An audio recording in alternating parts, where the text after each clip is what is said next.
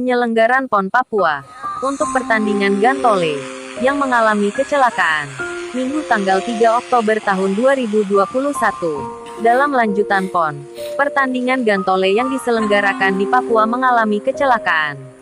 Kejadian tersebut terjadi Minggu siang jam 12:50 WIB di lapangan Advendoyo Baru Sentani Barat.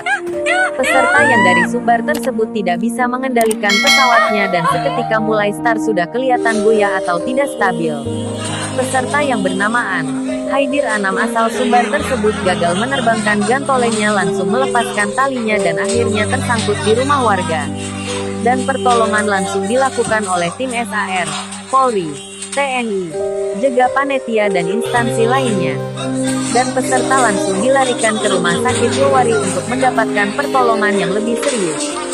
Semoga atlet asal Sumbar ini cepat sembuh dan bisa mengharumkan nama Sumatera Barat di kancah nasional.